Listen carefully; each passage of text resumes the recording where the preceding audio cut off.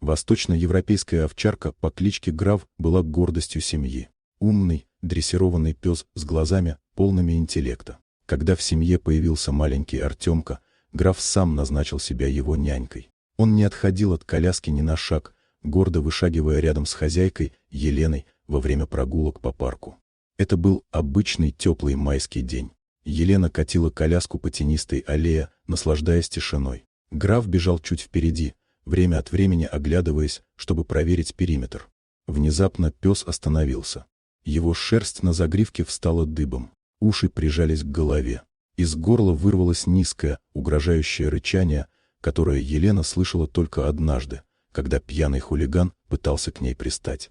«Граф, ты чего?» — удивилась женщина, останавливая коляску.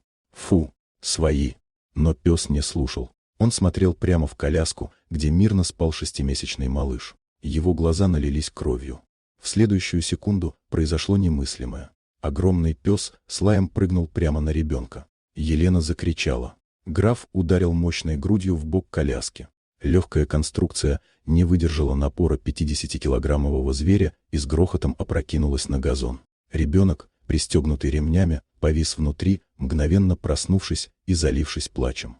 «Уйди! Пошел вон!» — в истерике кричала Елена, пытаясь оттолкнуть собаку сумкой. Она была уверена, пес сошел с ума от ревности и решил расправиться с малышом.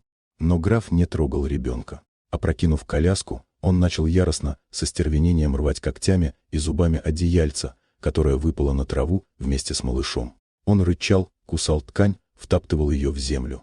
Елена подхватила плачущего сына на руки, трясущимися руками проверяя, цел ли он. И только тогда она посмотрела на то, что уничтожал пес.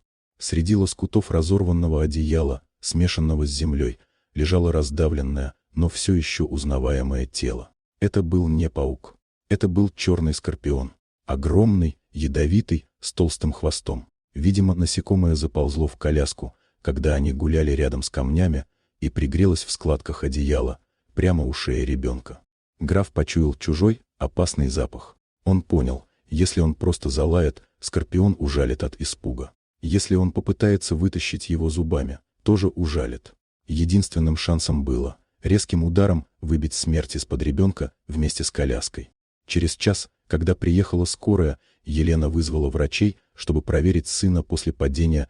Пожилой фельдшер осмотрел останки скорпиона. «Вам, мамочка, в церковь надо сходить», — серьезно сказал врач. «Это черный толстохвостый скорпион.